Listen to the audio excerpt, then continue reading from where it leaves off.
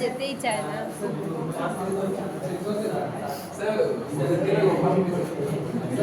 এই আমার অ্যাটেন্ডেন্স আমার বলার আগেও দিয়ে দিয়েছে।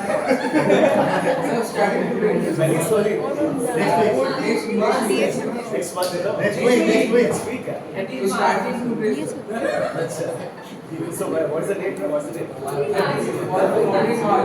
কি বলছে এটা কি? আরে Holika day.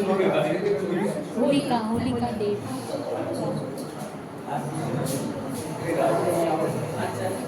Yesterday I saw the attendance sheet. So the strength is 50 members, but I got 53 members.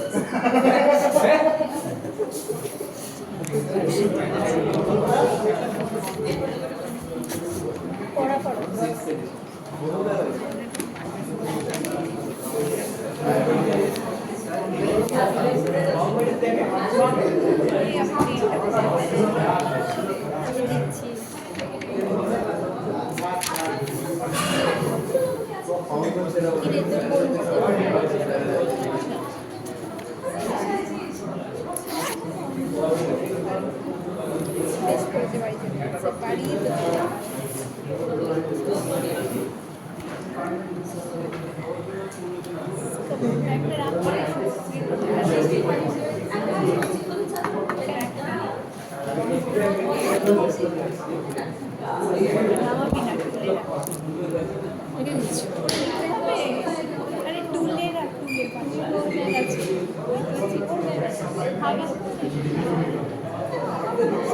ফেলে দেবে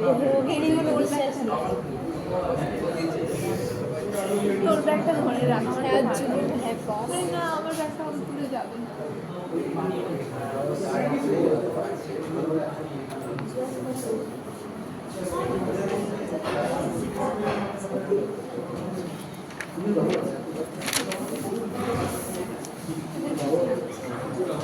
ফেলে দিবি রে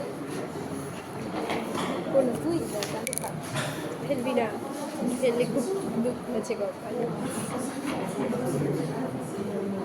তারপর নাতনিটা ফেলে দিই আপনি হ্যাঁ হ্যাঁ সিরিয়াসলি এই ভাই ওটা ডিলিট কর তো পড়ানো শুরু করেনি আচ্ছা ছবি একটা চাচ্ছি হ্যাঁ রে আমি একটা কি ভিডিও করেছিলাম দেখছো এই আমরা চালিয়েছি বলেছিলাম class teacher So it's a small topic. Let us finish it off first. Okay. Right. So today's topic is caecum plus appendix. Okay. So caecum plus appendix belongs to which intestine? Small intestine or large intestine?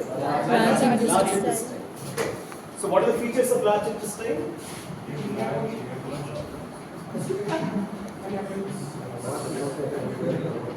What was it? What's it? It's okay. So the large intestine starts all the way from ileocecal junction to mucocutaneous junction of anal canal. Okay, you know mucocutaneous junction, right?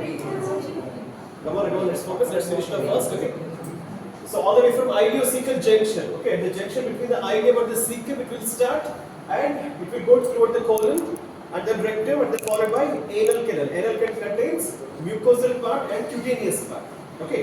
So at the mucocutaneous junction, the large intestine will end. Okay.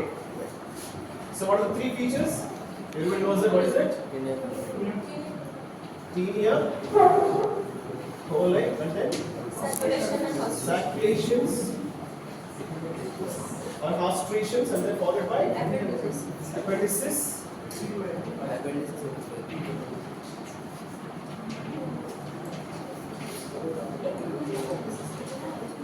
So tinea coli, what are the tinea coli?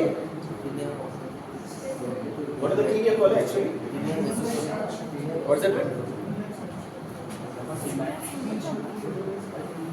Speculation.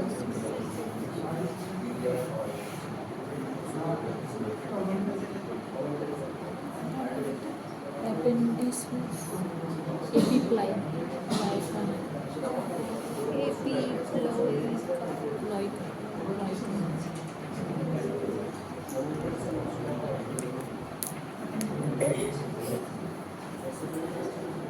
So what are the tinea coli? tinea coli are made up of longitudinal muscles of the large intestine. Okay, getting it out? So these are the tinea coli. Totally 3 tinea coli are present in case of large intestine. So whenever the longitudinal muscle converge into 3 bands over here, those are called the tinea coli. So if these are made up of longitudinal muscle, among the circular muscle and longitudinal muscle, these tinea coli are made up of longitudinal muscles. So do you think that in these areas the longitudinal muscles will be present or not? In between these bands, one is anterior and one posterior. In between the adjacent bands, will there be any longitudinal muscle over here or here or here or not? No, Makka. Yeah, how the peristalsis will occur? No. So these bands are meant to reduce the length of these large intestine. Getting it out?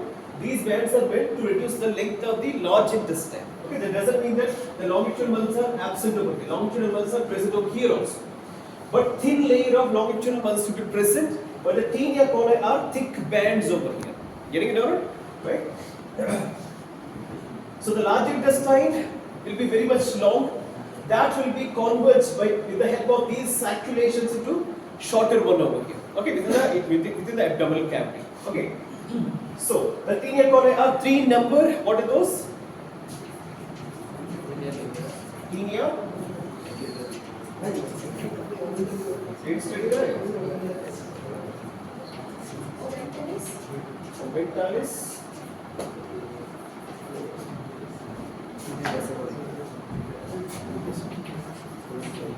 Tinea. So the names of the tinea coli are, on the anterior aspect there will be tinea libera, and on the posteromedial aspect will be tinea mesocolica. Come on, what happened? Why you used practical? No, I went to the space station for some. Okay, fine. Okay. Tinea libera on the anterior aspect, under the posterior aspect there will be tinea mesocolica, under the posterolateral aspect there will be tinea omenthalis over here. Getting it alright? So these are the 3 names. Why these names are given, we'll discuss that in the later classes. Okay. Okay. These are the 3 tinea coli meant to reduce the length of the entire large intestine into smaller length over here. Okay. So whenever the length is reduced, these are thrown into multiple folds. The large intestine is thrown into multiple folds. Those folds are called saculations or hastrations. Okay. These sac-like projections over here, these are called saculations or hastrations. Okay. And then one more feature is appendices epiploicae. These appendices epiploicae are situated in between tinea libera and tinea mesocolica.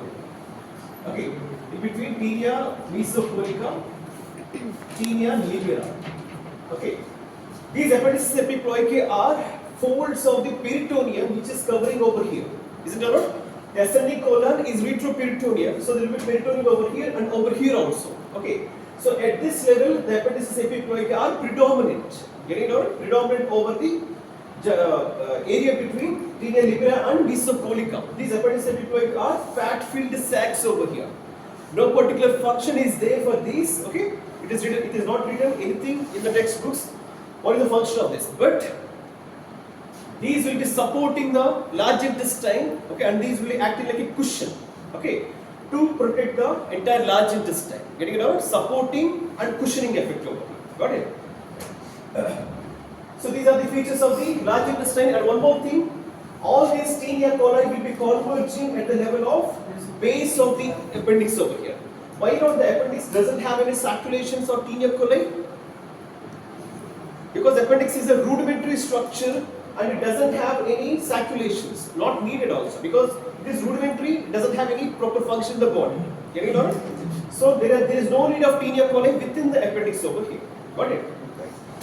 So saculations and these tinea coli are absent in case of appendix, even appendices epiploicae also. Okay, all the features of the large intestine are absent in appendix, but it is a part of large intestine because it develops from the cecum.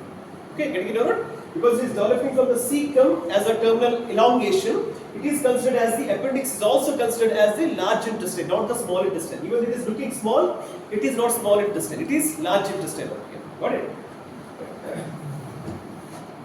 So these tinea coli starts at the base of the appendix and ends at rectum. Okay. So by this you can understand all these tinea coli or saculations or appendix epiploidy are confined to cecum and colons only till the sigmoid colon. By the rectum will not be having these three tinea coli. Rectum will be having only two bands. We'll discuss that later. Okay. So to easily to remember, the three tinea coli and the saculations and the appendix epiploidy are confined to the colon, ascending colon, transverse colon and descending colon, and to some extent sigmoid colon. Got it? Which are absent in appendix and which are absent in rectum also. So by this you can understand only the colon is having all these features over here. Got it? Got it or not? Right? So this will be asked in the viva. So where the saculations or tinea coli and appendix these saculations will be absent. That means in appendix and then in rectum. Okay, rectum. So all the colons will be having all these features, three features over here. Okay. So these are the features of the large intestine. Large intestine do have any mucosal folds or not? Large intestine will be having the mucosal folds on the interior or not? Rectum over or not? Rectum is not over. So the large intestine, including the cecum, will be having semi-lunar folds, semicircular folds in this manner. Circular folds are not present. These are called plica semi-lunaris or plica semicircularis. Okay, because these mucosal folds will be increasing the absorption. Whenever the food material after digestion that will be entering into the cecum and further into the colon, water and few substances will be absorbed back into the body all the way from the colons over here. For that sake, these semi-lunar or semi-circular mucosal folds are needed. Getting it over? These will increase the surface area, just like in the small intestine. Small intestine we have plica circularis, but large intestine will be plica semi-lunaris or plica semicircularis. Got it? Right?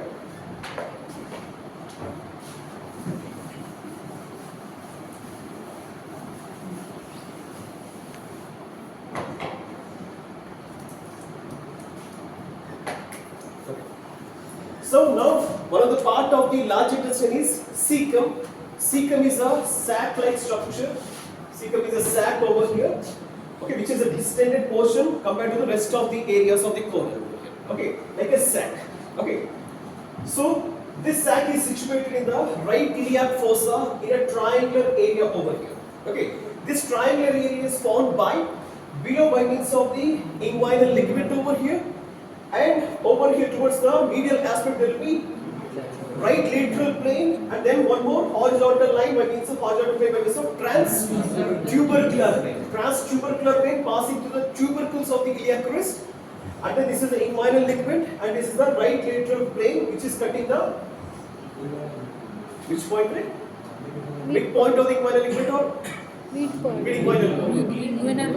Mid-inguinal point. What is the difference between mid-inguinal point and midpoint of the inguinal ligament? Is actually the midpoint of the Actual inguinal ligament. Okay. And then midpoint of the mid-inguinal point is Pubic symphysis. midpoint of midpoint of the pubic symphysis after the anterior iliac spine. exactly If we divide the line and then the point in the middle. in the middle. That is the mid-inguinal point is concerned with the inguinal region. Midpoint of the inguinal ligament means it is the point of the inguinal ligament. Midpoint of the inguinal ligament. Okay. So cecum is situated exactly over here. In this manner, the right iliac fossa. Okay. So there will be ileocecal junction close to this what's the intersection over here, and little below 2 centimeters below that will be the appendicular orifice over here. These orifices are situated on the posterior-medial aspect of the wall of the cecum. Over. So in case of duodenum, we have seen the major duodenal papilla, minor duodenal papilla will get the posterior-medial aspect. Here also, on the posterior-medial aspect of the wall of the cecum, there will be ileocecal orifice. 2 centimeters below that will be appendicular orifice over here. Okay, and this cecum continues with the ascending colon over here. Okay.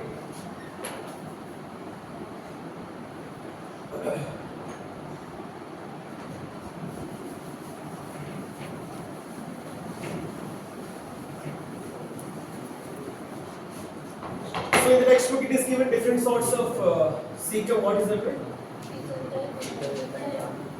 Yes.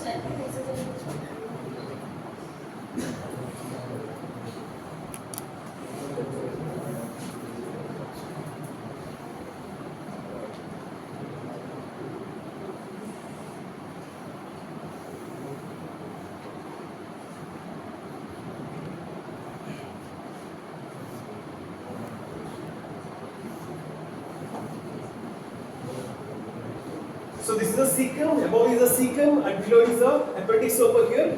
What are the different types over here? This is fetal and then followed by infantile and then followed by what is it? What is it? Normal or adult. And then followed by exaggerate. So these are the different types. Normally it will be asked in the Bible. Okay, what is it? Fetal, that means the cecum will be conical and from the tip or the apex of the cecum, the appendix will be hanging downwards over here. Okay. And then infantile, what is meant by infant? Okay, till 1 year of age after birth, the baby is termed as infant. Infantile. Okay. So there will be depression at the apex of the cecum and from that depression the appendix will be hanging downwards. That is called the infantile type and then followed by normal or adult type. In case of embryological development, this lateral wall and the medial wall will be growing together, but the lateral wall will be more pronounced. The growth will be more pronounced, pushing the appendix all the way from here till here. Getting it? So the lateral wall is, the growth will be more compared to the medial wall over here. So this will be carried, the appendix will be carried towards this part, towards the middle aspect because of this exaggerated growth over here. Okay, it is normal or adult type over here. If this growth is much more pronounced, that is exaggerated type over here. Getting it over? So it will be, the appendix all the way from here, it will be carried till here. That is the exaggerated type of the cecum over here. Okay.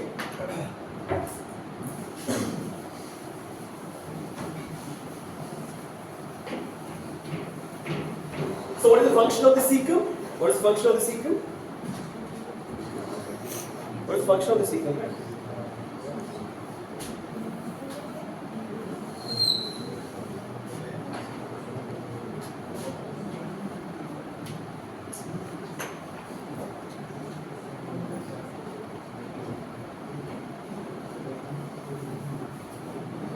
What happens in the cecum, right? Collector, what is it?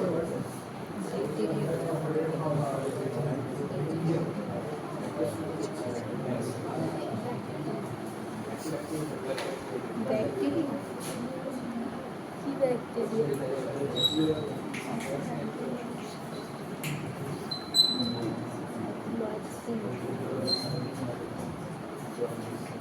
মাছি এসেছিল বল bacteria খারাপ হয়ে গেছে করবো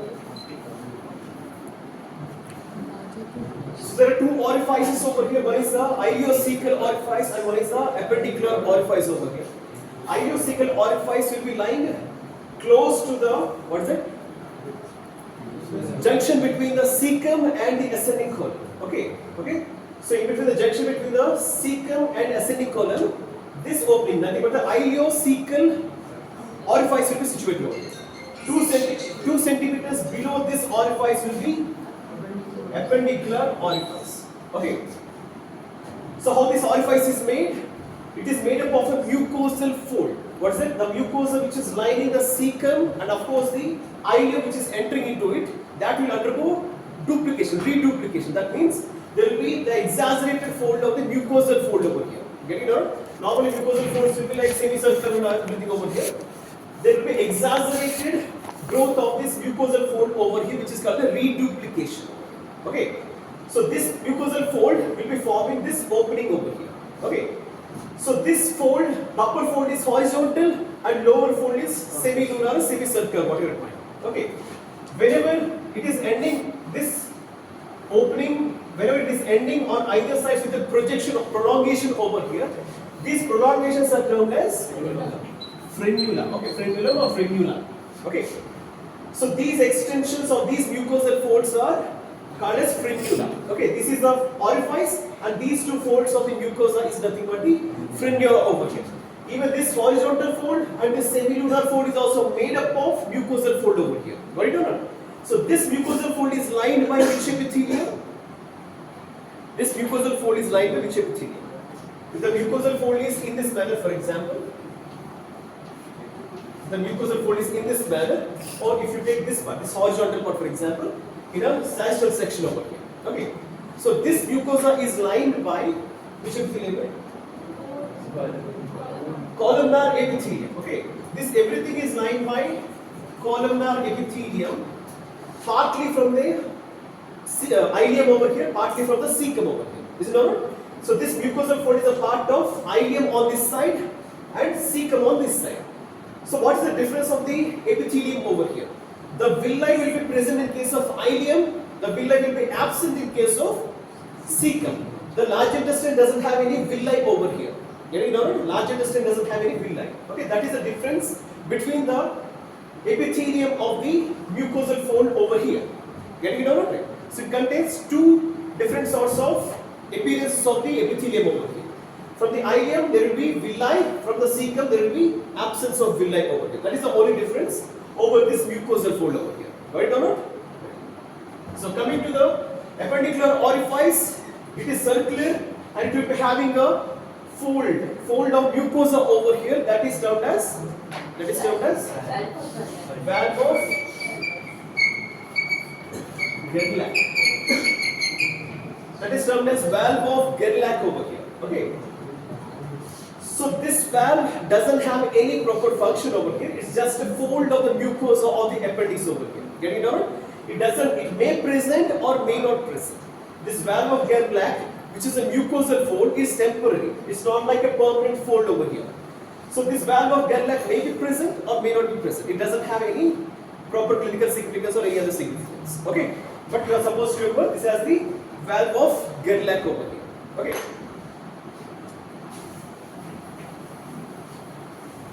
So what about the peritoneal relations? The caecum is entirely surrounded by peritoneum over here. Okay. Apart from few cases, there will be absence of posterior covering of the peritoneum. In few cases, very few cases. Okay.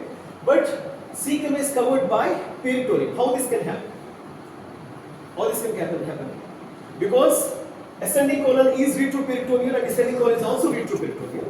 But why caecum is within the peritoneal layers? Why it is so?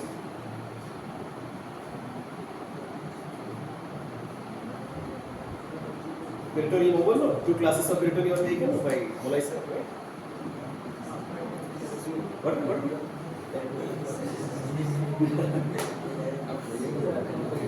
What's that, right? Two paracolic gutters will be formed on either sides, but the caecum will be a bit away from the actual ascending colon. Okay, it is a bit free from the actual attachment to the posterior abdominal wall. So it is entirely surrounded by the peritoneum. Getting it or not? The large intestines, ascending colon and descending colon, are plastered to the posterior abdominal wall. Unlike the caecum. Getting it or not? Behind the caecum there will be, which structures will be there? What are the relations of the caecum? First of all, if it is situated in this triangular area over here, so what might be the relations over here? So on the anterior aspect there will be anterior abdominal wall and then followed by parietal peritoneum and then followed by greater omentum. Is it not? Greater omentum will be coming and overlapping it over here in this manner. We have already seen. Is it not? Right? Greater omentum will be overlapping it. Right? So all the anterior abdominal wall muscles, then followed by parietal peritoneum, then followed by this greater omentum over here. So these are the anterior relations. Medially there will be ileocecal orifice and ileum over here. Terminal ileum will be there over here. Laterally, what is it? Paracolic gutter will be over here. Paracolic gutter. It's not paracecal gutter. Paracolic gutter. Okay. Laterally will be and behind will be together. What is it? Iliopsoas muscle, which is covered by which fascia? Fascia iliaca. Is it not? Fascia iliaca. Okay, whenever it is continuing downwards, that means the fascia iliac is continuing downwards, in inner aspect will be lined by which peritoneum? Fascia iliac is present, fascia iliac which is covering the psoas major and what is it? Psoas fascia, so iliacus and psoas major. So that will be forming false, false pelvis, is it not? So all the true pelvic organs are situated below the peritoneum, is it not? So the iliacus and psoas major are also lined by which peritoneum? Parietal peritoneum, obviously, is it not? Right? Could you even understand? For example, if this is the true pelvis over here, if this is the true pelvis, my hands are the true pelvis, above that is the false pelvis, which is not completely like surrounded by the bony things over here. And the peritoneum will be extending till the true pelvis. Is it not? Because the true pelvic cavity contains all the abdominal, pelvic viscera over here. Above the pelvic viscera lies the parietal peritoneum. Is it not? Could you remember from the peritoneum, right? So this iliacus and psoas major are also lined by on the inner aspect will be lined by the parietal peritoneum. So cecum is entirely surrounded by the peritoneum. Could you understand now? Right? Anteriorly parietal peritoneum is present, even posteriorly also parietal peritoneum is present. So entirely it is surrounded by peritoneum, parietal peritoneum. It is not retroperitoneum, it is surrounded by the peritoneum over here. Right or not? Right? Okay. So just in front of the iliacus and psoas major, which nerves can be found? Lateral femoral cutaneous nerve of thigh and one more? Genitofemoral nerve and one more? Femoral nerve. So all those will be relations, posterior relations to the cecum over here. Could you understand? Right? So these are the relations of the cecum. Okay. So where was it? Why I came over here? Why cecum is not retroperitoneal? So because of this reason. Okay, everywhere it will be surrounded by the parietal peritoneum. Okay.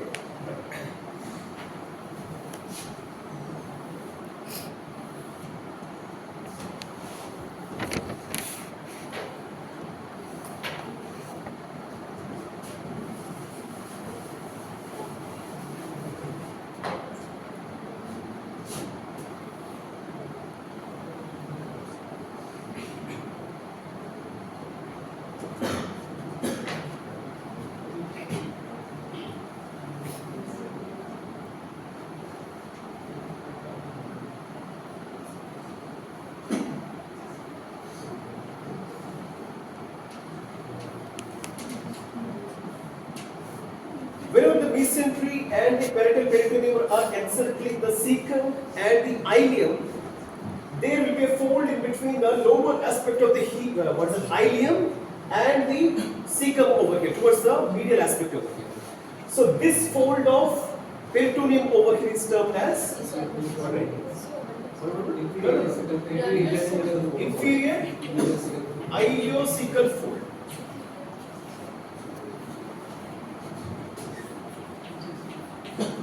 Okay, this fold doesn't have any blood vessels over here, so that's why this is termed as this term is very much important and which will be loved by external examiners. What is it? Bloodless fold of Treves. Bloodless fold of Treves is a fold which is present between the ileum and the cecum over here below, towards the medial aspect over here. Getting it over? So this doesn't have any blood vessels over here. That's what it is termed as bloodless fold of Treves over here. This doesn't have any significance, but this is a favorite question for the external examiners. Okay, try to remember. Bloodless fold of Treves is an important Viva question. Okay.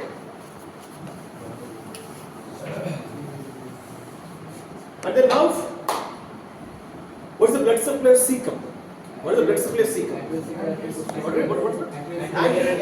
Anterior cecal artery, posterior cecal artery.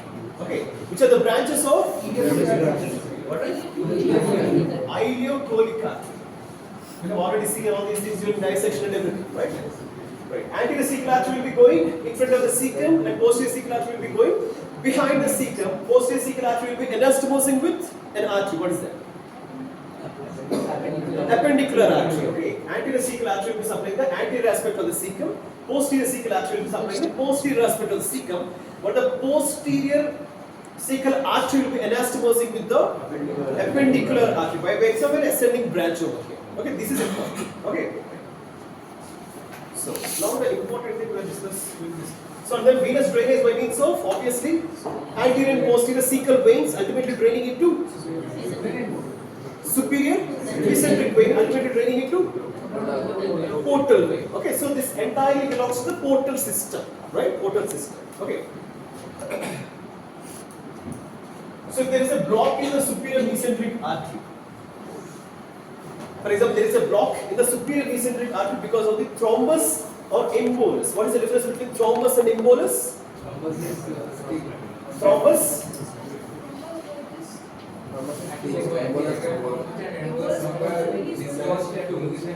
Yeah. Whatever it might be, it's made up of cholesterol or whatever, plaque or whatever it might be, that is sticking to the vessel wall and it is stable, that is called the thrombus. But whenever it is dislodged and going to some other place, that is called the embolus over here. Okay. So, if any embolus occurs all the way from the heart, okay, so that is entering into the superior mesenteric artery. Okay, what will happen to the intestines which is supplied to the superior mesenteric artery? Superior mesenteric artery supplies which part of the intestine? All the way from midgut. Midgut from?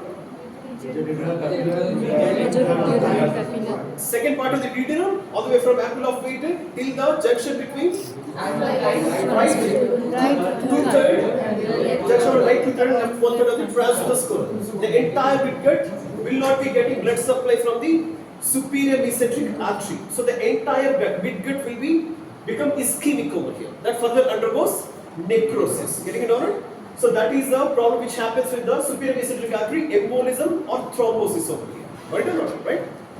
So there occurs superior mesenteric vein thrombosis also. Superior mesenteric vein thrombosis. How this can occur? Superior mesenteric vein thrombosis, how it can occur? Arterial thrombosis is okay, fine, we all know that very well. But how come superior mesenteric vein thrombosis occurs?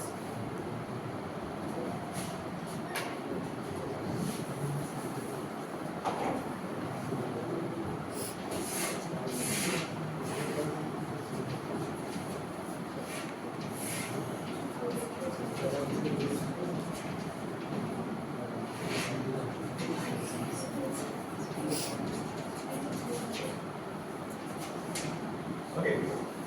For example, there is a portal hypertension. What is it? Portal hypertension. Portal hypertension. So what will happen in case of portal hypertension? What will happen in case of portal hypertension?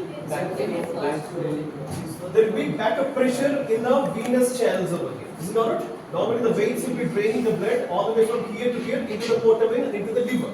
Right? But if there is any portal hypertension or obstruction to the portal vein, portal hypertension will occur. So the pressure will be backed through all these veins, whatever are the tributaries to the superior mesenteric vein. So what will happen? There will be pooling of blood over here. Pooling of blood which is occurring in the tributaries of the superior mesenteric vein over here. So because of this pooling, if pooling occurs for longer time, that will be converted into a thrombus over here. Getting it? So that will be linked to the thrombus formation over here. So what will happen? There is a thrombus that can dislodge, that become embolus and then further enters into the systemic circulation. That leads to any ischemic heart disease or pulmonary embolism or whatever it might be. Whenever it enters into the systemic circulation.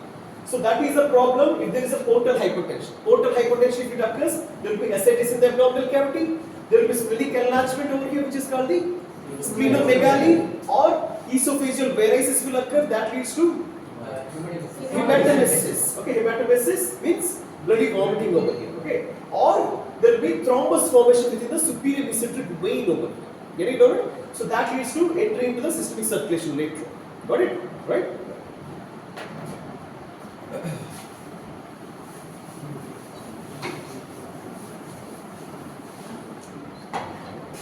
So based on the caecum, we can identify the intestinal obstructions. How can you identify intestinal obstruction? Where the intestinal obstruction would have been happened?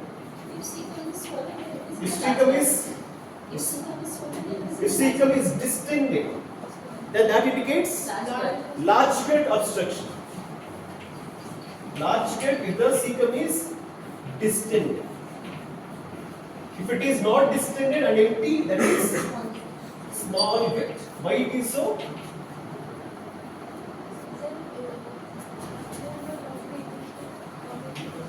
Why it is so? How to identify the difference between large intestinal obstruction and the small intestinal obstruction? So in case of large gut obstruction, there will be distended cecum over here. In case of small gut obstruction or small intestinal obstruction, there will be collapsed or empty cecum over here. So how can you justify this? What is the terminal part of ileum? Yeah, of course. Ascending colon. Okay, fine. Continues with the cecum. Okay. Into susception. That is a different topic. Exactly. We have the two folds over here, mucosal folds over here. These mucosal folds will act like a valve over here. Sorry, leave out this one. This mucosal fold acts like a valve.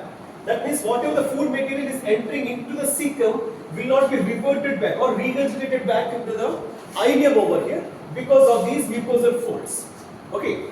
For example, there is a large intestinal obstruction because of malignancy or whatever it might be. In case of colon or any sigmoid colon or rectum, whatever it might be.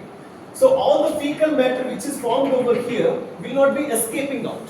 So everything will be loaded. The fecal matter will be loaded within the cecum. So whenever there is further obstruction, there will be much more loading of the fecal matter in the cecum over here. So the cecum will be distended. And this fecal matter will not be regurgitated into the ileum because of this mucosal fold over here, which is acting like a valve over here. Got it? So in case of large intestinal obstruction, the cecum will be distended. Okay. What about the small intestinal obstruction? Small intestine, what? Small intestine, when it is getting obstructed over here, so the food material will not enter into the cecum. So obviously the cecum will be empty. The empty cecum will be collapsed. Getting it out? It's got distended. Based on this, you can identify the large intestinal obstruction or small intestinal obstruction. Okay, right. For example, a patient is having blood per annum. Okay, that means whenever he is passing the stools, blood is coming out through the stools over here. The blood might be fresh blood,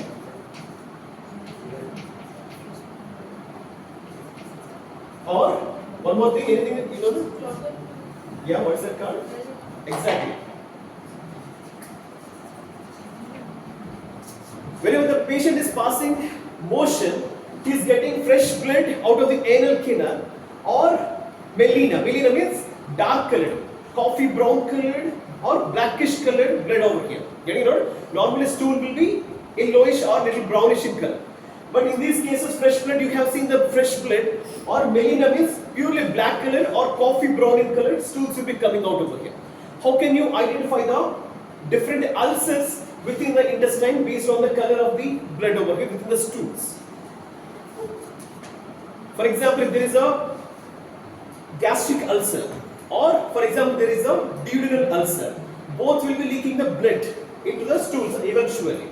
The blood will be coming out through the anal canal, that will be changing in colors with the fresh blood or melena over here. Getting it out? So how can you differentiate the ulcer which is bleeding into the stool over here? What you can guess? Okay, fine. For example, if there is a gastric ulcer. Ulcer, obviously, even if it is a normal ulcer also, it will be bleeding. Is it not? What is ulcer means? Ulcer means? Ulcer is a discontinuity of the epithelium of anywhere in the body. Ulcer is a discontinuity of the epithelium. Okay. So if there is a discontinuity of the epithelium, the blood vessels which are situated deeper will be leaking the blood outside. Is it alright? So if there is a gastric ulcer, that will be bleeding outside. Getting it alright? Or for example, there is a portal hypertension, the esophageal vessels will be leaking the blood into the stomach. So stomach contains hydrochloric acid. Getting it alright? So that will change the color of the blood because of the acidic action of the blood over here. Or the RBCs, because of the hydrochloric acid action, that normal red colored blood will be turned into brownish black over here. Okay, so there is an ulcer in the stomach, the bleeding occurs and that is coming out through the stools over here, that appears blackish in color. The stools appears blackish in color in case of gastric ulcer over here. Getting it over? But anywhere else other than the stomach, there will be no acidic secretion. Everywhere there will be bicarbonate secretion will be there. That doesn't alter the color of the blood over here. So fresh blood will be coming out through the stools over here. Getting it alright? So the blood stained stools, fresh blood stained stools beyond the stomach, or black or brown colored stools within the stomach. The problem is within the stomach. So based on the color of the stools, you can identify the way the ulcer is bleeding over here. Getting it alright over here, right? So intestinal obstruction, this will be given in the examination. Whenever the cecum is distended, okay, whenever the cecum is found to be distended, so or in any investigation, either CT scan or ultrasound or automatic, okay, so that indicates large intestinal obstruction. If there is a collapse or empty cecum in case of investigations, that indicates small bowel obstruction. If there is a melena, black colored stool, that is nothing but bleeding ulcer in the stomach, okay, or if it is fresh blood beyond the stomach, right away from the second part of the duodenum we can take. Getting it out, right?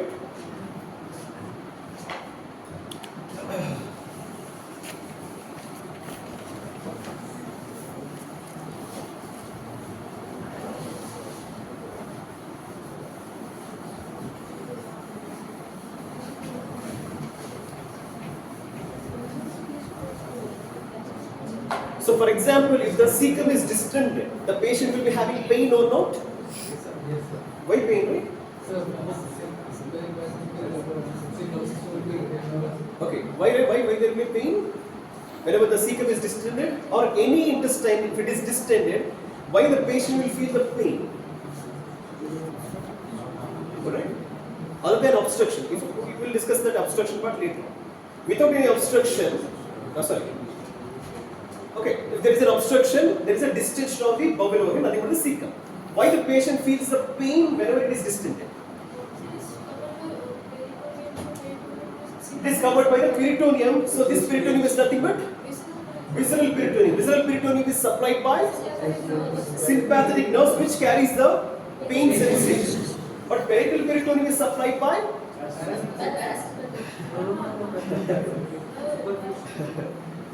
what's the difference? That's why I have asked you this question. All the intestines, of course, stomach is also supplied by sympathetic and parasympathetic nerves, right? So the visceral peritoneum is tightly adherent to these viscera, that's why it is termed as the visceral peritoneum, is also supplied by the sympathetic and parasympathetic nerves over here.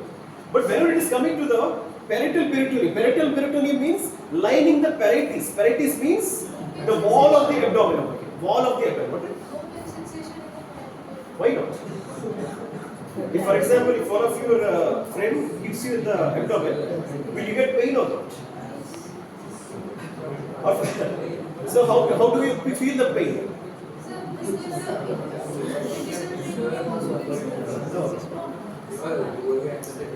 Very logical. So the visceral peritoneum is getting, the pain sensation is carried through the sympathetic and parasympathetic nerves which are closely associated with the viscera. What about parietal peritoneum? It is associated with body wall, muscles, it's okay, leave out the muscles, body wall. The body wall is supplied by, in case of abdomen it is supplied by intercostal nerves, absolutely. So the intercostal nerves has cutaneous nerves of sensation or not?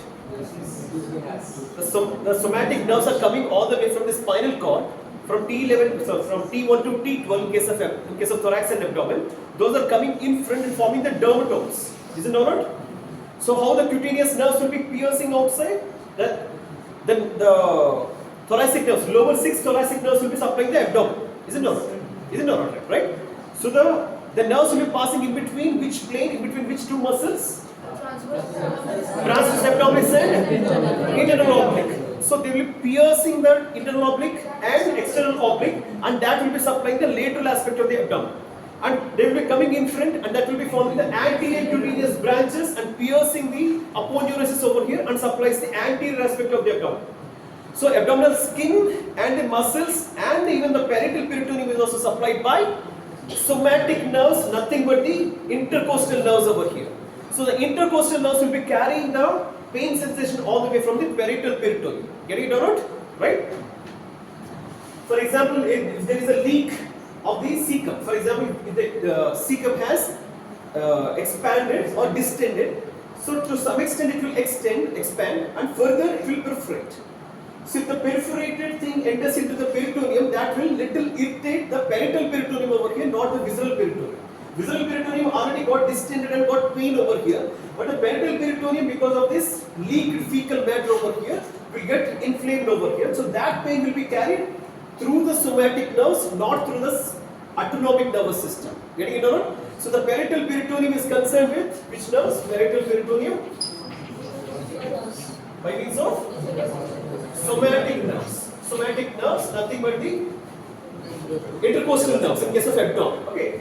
But visceral peritoneum by means of autonomic nervous system. You have to remember this properly. Getting it or not? Both parietal and visceral are not supplied by the same nerves. Getting it or not? So the skin, muscles and everything are supplied for the abdomen by means of intercostal nerves, which are nothing but the somatic nerves over here. But the visceral peritoneum is supplied by autonomic nervous system over here. Okay, got it?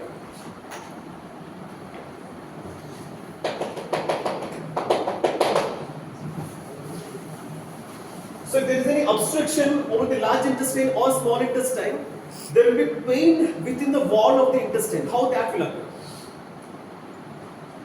For example, if you are doing a physical activity, for example, physical exercise, you will be getting pain in the skeletal muscle. But skeletal muscle, why it is so? Lactic acid accumulation. Okay, lactic acid accumulation lead to pain in the skeletal muscle. I am asking about the pain within the wall of the intestines. How that will occur? What? Accumulation? Did it try? No, simple, right? Whenever you are contracting the skeletal muscle, after some time it will get the pain. In case of intestines also, for example,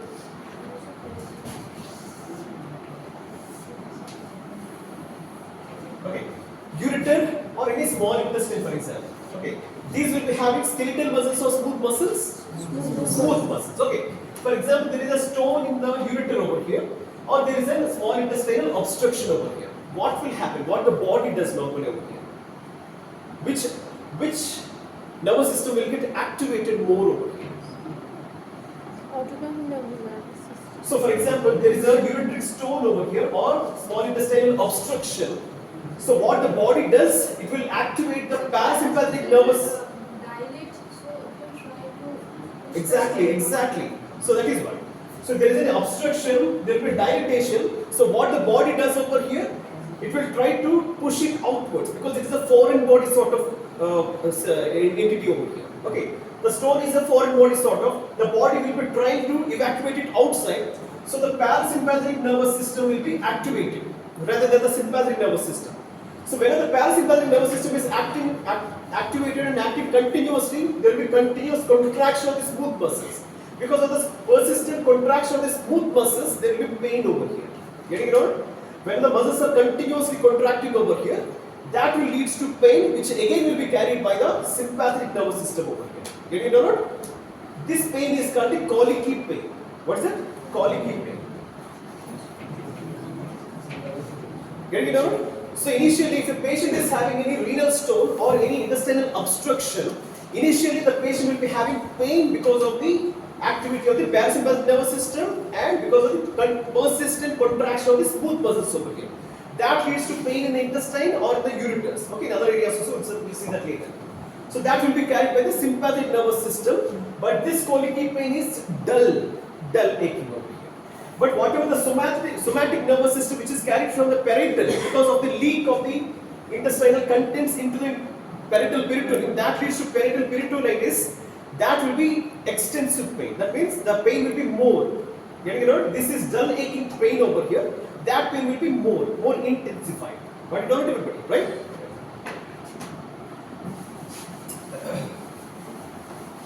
So this is about the caecum. And coming to the appendix, you already know very well what is appendix, right?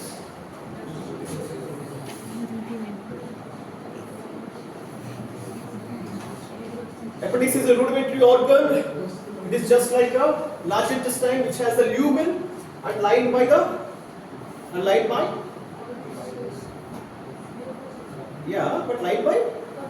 columnar epithelium. Does the appendix have villi or mucosal folds? No, it doesn't have. So what is meant for? What it is meant for actually? Exactly. To some extent. What? Lymphatics, exactly. The appendix is termed as abdominal tonsil. Why? Multiple lymphatic nodules will be present in which area of the intestinal wall? Over here. Lamina propria and submucosa also. Okay. And the muscularis externa of the appendix will be having, what does it mean? Muscularis externa, for example, this is the longitudinal muscles and these are the circular muscles of the appendix over here. So there are certain gaps within the muscular wall of the appendix. What are these termed as? Hiatus, very good. Hiatus muscularis. Hiatus muscularis, which are the gaps within the muscularis externa part of the appendix over here. In the other areas it will not be present. Only in the appendix, because of default sort of, it is present over here. Okay, it is not at all needed actually, but it is present. In case of appendix, there will be hiatus muscularis over here. Get it or not? The gaps within the muscular and circular layers over here. So what is the problem if there is a gap within the musculature over here? So if the appendix is having, in the muscularis externa, there are gaps over here. So what is the disadvantages of having gaps within the muscularis externa over here? Infections may lead to peritonitis, absolutely. So if there is any infection within the appendix over here, that will be escaping straight away into the peritoneal cavity. Very good, very good. Peritoneal cavity. So there will be easy escape of the infections over here. Get it over? So this is a problem because of this hiatus muscularis. What will happen? In case of appendicitis, the infection can easily escape out of the lumen of the appendix into the surrounding areas. Nothing but the parietal peritoneum or peritoneal cavity over here. So this is the problem with the hiatus muscularis over here. Okay. Okay. So this is about the wall of the appendix. What are the different positions of the appendix over here? What are the different positions of the appendix? One is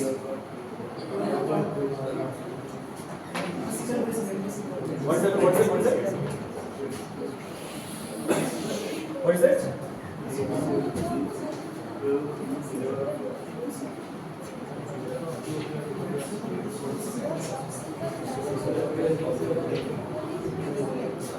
So there are few positions of the appendix over here within the body. It varies from individual to individual. The appendix usually ranges from theoretically 2 centimeters to 20 centimeters. The length of the appendix will be ranging from 2 centimeters to 20 centimeters. Theoretically, okay. So that will be at different positions within a clock. What are the different positions over here? Say it. One is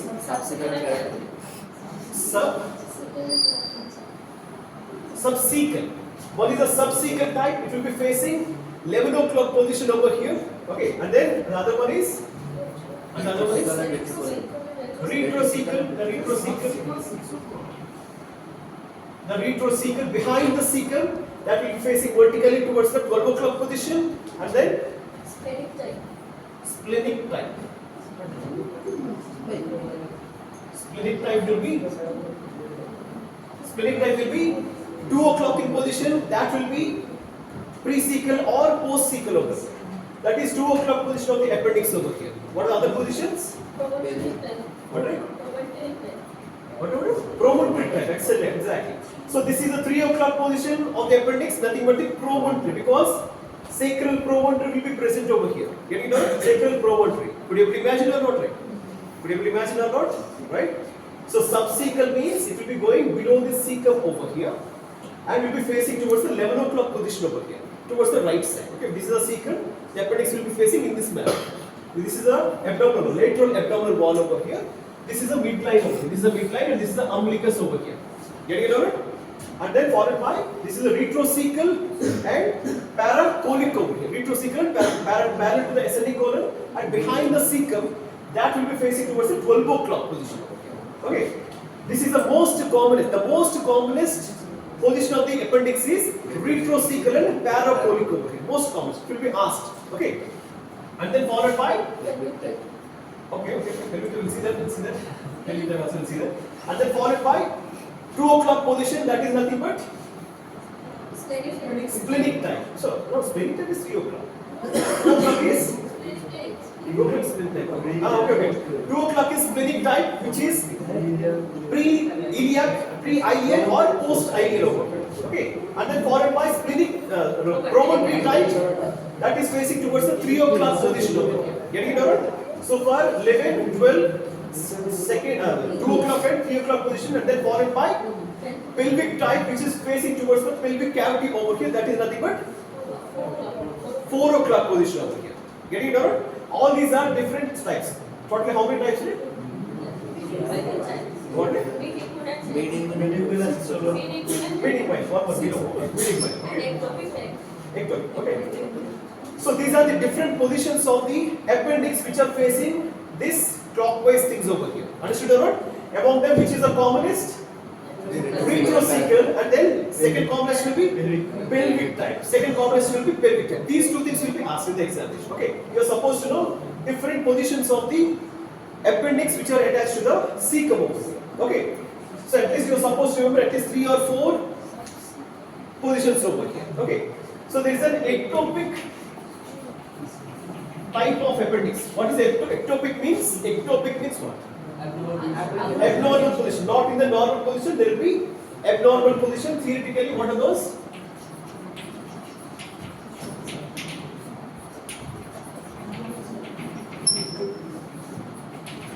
What are those positions of the appendix? The cecum and the appendix together can be in abnormal positions because of the malrotation of the gut. You know the rotation of the gut or not? No, not yet done. Okay. There will be rotation of the gut occurs before everything falls into the normal anatomical position. Getting it out?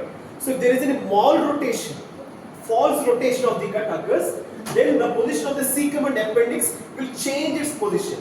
Normally, cecum and appendix must be in the right iliac fossa, but whenever there is a malrotation, that will appear in the below the hepatic or hypochondriac region, nothing but the subhepatic, or in the umbilical region, or in the left iliac fossa. These are the abnormal positions of the cecum and appendix in malrotation of the gut. Getting it out?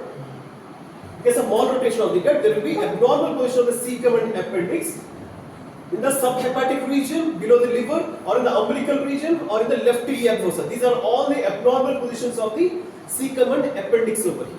Getting it out? Right. These abnormal positions also will be asked in the viva. So what is the blood supply of the appendix over here? Appendicular artery.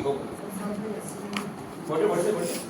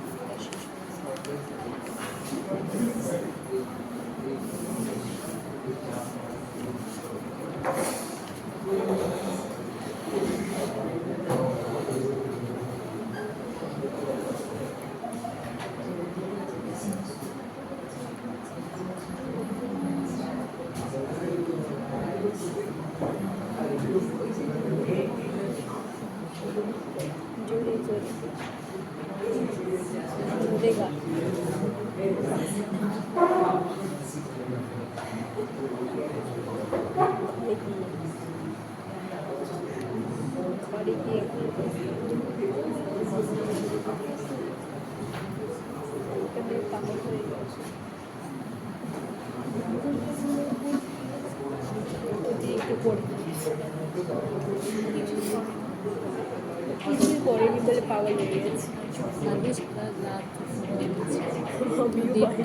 Okay, let us see. Come on. So this is the appendix over here, which will be suspended from the parietal peritoneum by means of mesoappendix. Okay, this part is the mesoappendix. The appendix is suspended all the way from the post-abdominal wall by means of a fold of peritoneum, that is nothing but mesoappendix. Just like the mesocolon, transverse mesocolon, this is mesoappendix over here. Okay, that mesoappendix will be carrying a blood vessel over here to supply the appendix. That is nothing but the appendicular artery, which is a branch of descending branch of ileocholic artery. Descending branch of ileocholic artery, right? So this appendicular artery will be straight away going over here, will not reach the tip. This is very much important. Why it is not reaching the tip? Actually, appendix will be folding on itself. During development, appendix will be folding on itself in this manner during development. So that's why the mesoappendix will not be reaching till the tip, but it will be reaching almost on 2/3 part of the appendix over here. Okay, so the mesoappendix will not reach till the tip over here during developmental stages. Okay, so that's why the artery which is carried by this mesoappendix will not reach the tip of the appendix. Okay, it will be reaching almost 75% of the appendix over here. So very much sluggish blood supply from the tip of the appendix over here. Getting it or not? And whenever it is going over here, it will be giving rise to a recurrent branch which supplies the base of the appendix. Okay, this will be supplying entire the appendix over here. So the appendix contains base, body and tip over here. What is it? Base, body and tip of the appendix are the parts of the appendix over here. So the base is supplied by the recurrent branch of this appendicular artery over here, and rest of the artery will be supplying the entire appendix till the tip. So whenever it is reaching till this part, this becomes end artery. What is that artery? End artery. End artery means it doesn't have any anastomosis or doesn't have any branches over here. So if there is a clot occurs within this end artery, what will happen? There will be ischemia of the mainly first of all with the tip of the appendix, later on this part of the appendix over here. Try to understand this first of all. Whenever there is a block in the appendicular artery, the first ischemia first occurs at the tip because very much less or sluggish blood supply over here. Then rest of the area which is blocked over here. Get it or not? Right.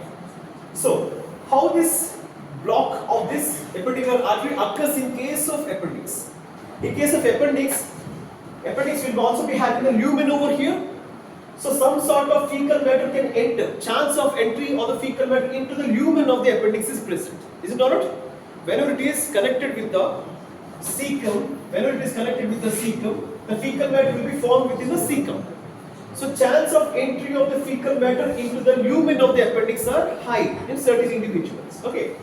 So whenever there is an entry of the fecal matter into the lumen of the appendix over here, that will not escape. Is it not? Very thin lumen is present, very narrow lumen is present.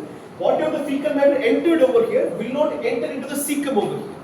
So what will happen? There will be stasis of the fecal matter within the lumen of the appendix over here. Whenever there is a stasis, what will happen? What is the function of the large intestine? Reabsorption of the water from the fecal matter. Then only it will get solidified. Not solidified, semi-solidified you can say that. Okay. So the water will be absorbed all the way from this fecal matter over here. This eventually it will be turned into a hard substance which is termed as fecolith. Fecolith means stone. Exactly. Lith means stone. Lithotripsy you would have heard, right? Lithotripsy, right? Okay, fine. So fecal matter, nothing but the stool over here, which will undergo solidification over here. Nothing but the stony hard fecal matter formation will be occurring over here. Getting it or not?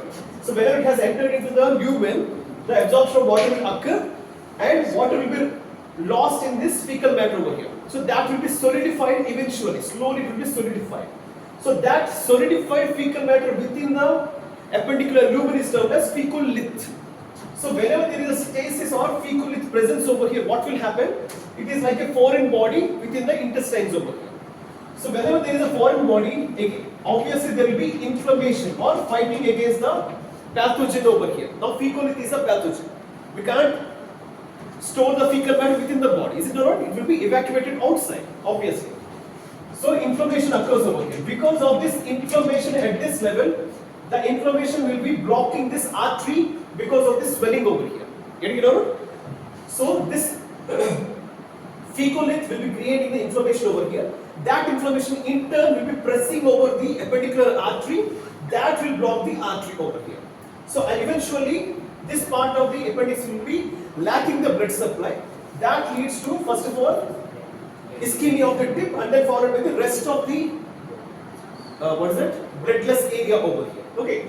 So whenever there is a ischemia occurs over here, ischemia is followed by necrosis. So that necrosis leads to perforation of the appendix. So whatever it is present over here will be leaked into the parietal peritoneum over here. That leads to peritonitis over here. Got it or not? Got it or not? Right? So initially, what is the cause of the appendicitis over here? First of all, there will be fecolith because of the stasis of the fecal matter, and then followed by edema and inflammation over here. That leads to blockage of the artery over here. That leads to ischemia of the tip, and then followed by the necrosis. That leads to perforation. That leads to peritonitis over here. Okay. But this peritonitis will be localized